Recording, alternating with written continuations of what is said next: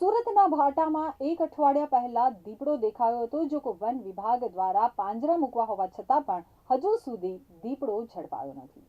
સુરતના ભાટામાં એક અઠવાડિયા પહેલા દીપડો દેખાયો હતો. આ દીપડો માનવ વસાહતની તદ્દન નજીક આંટા ફેરા મારી રહ્યો હોવાની વાત વન વિભાગને અલગ અલગ સ્થળોએથી મળી હતી.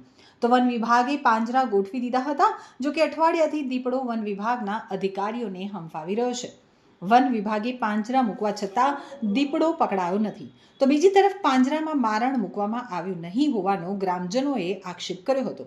આ ઉપરાંત 2 દિવસ પહેલા દીપડાએ ભાટા અને ભાટપુર ગામની સીમમાં વાછરડાનું મારણ કર્યું હોવાના પુરાવા મળી આવ્યા છે. સુરત શહેરને અડીને આવેલા ભાટા ગામમાં એક અઠવાડિયા પહેલા દીપડાના પંજાના નિશાન દેખાયા હતા. તો દીપડાના પગના નિશાન હોવાથી વન વિભાગે પાંજરા ગોઠવી દીધા હતા. માનવ વસ્તી નજીક દીપડો આંટાફેરા મારી રહ્યો હોવાથી ભાટા ગામના લોકોમાં ભયનો માહોલ જોવા મળી રહ્યો છે. અગાઉ એકાદ વર્ષ પહેલા ભાટા ગામમાં દીપડો દેખાયો હતો. ત્યારબાદ દીપડો ક્યાંક ગાયબ થઈ ગયો હતો. હવે ફરીથી દીપડો દેખાતા લોકોમાં ભય જોવા મળી રહ્યો છે. તો વન વિભાગે પણ દીપડાને પકડવા માટે પાંજરું મૂકી દીધું છે, પરંતુ દીપડાના કોઈ સગડ મળ્યા નથી. વન વિભાગ દીપડાની ગતિવિધિઓ પર નજર રાખી રહ્યું છે, તેમજ ટ્રેકિંગ પણ કરાઈ રહ્યું છે, જેને કારણે વન વિભાગે સ્થાનિકોને સાવચેત રહેવા માટે રાત્રિના સમયે બહાર નહીં નીકળવા માટે પણ સૂચના આપી છે. તો બીજી તરફ દીપડાએથી 2 થી 3 દિવસ પહેલા ભાટા અને ભાટપુર ગામની સીમમાં વાછરડાનું મારણ કર્યું હોવાના પુરાવા મળી આવ્યા છે. મારણ કર્યું હોવાના પુરાવા મળતા વન વિભાગે આ વિસ્તારમાં પણ પાંજરા ગોઠવી દીધા છે. મારણની શોધમાં જ દીપડો આ વિસ્તારમાં ભટકી રહ્યો છે. નામ નૈનેશ પટેલ. નૈનેશ પટેલ, પરમ દિવસે રાત્રે અહીંયા કઈ ઘટના બની હતી?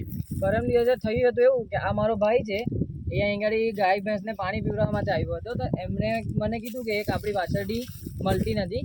તો અમે આખું ખેતર શોધ્યું સાંજે પપ્પા સાથે આવીને, તો અમને વાછરડી કશે નહીં મળી. પછી અમે પાછા સાંજે એકવાર કાકા સાથે આવ્યા અને જરાક વધારે જોયું ત્યારે આ ખબર પડી કે ઝાડની ઉપર લઈને ચડી ગયો હતો દીપડો અને અમારું વાછરડું એ લઈ ગયો હતો. તે દિવસે અમે નહીં શોધ્યું અને અમારા ગાવડા ભેંસરા જે હતા એ અમે બીજા ખેતરમાં લઈને ચાલ્યા ગયા. પછી આજે સવારે આવ્યા અને વધારે શોધ્યું તો જોવા મળ્યું કે બાજુના ખેતરમાં દીપડો અમારું વાછરડું લઈને ચાલ્યો ગયેલો હતો અને વાછરડું મૃત હાલતમાં પડેલો હતો. બીક લાગે છે? બીક તો લાગે જ ને વળી. તમે લોકોને લાગે બીક બધાના ખેતરમાં આવતા? બીક તો લાગે જ. તમે વન વિભાગ વાળા જે પણ આવશે, તમે શું ઈચ્છો કે દીપડો જલ્દી પાંજરે પુરાય? જલ્દી પકડાઈ જાય, પાંજરે પુરાય એવી આશા રાખીએ વન વિભાગ વાળા તો. ના એમાંથી એમ. ઓકે.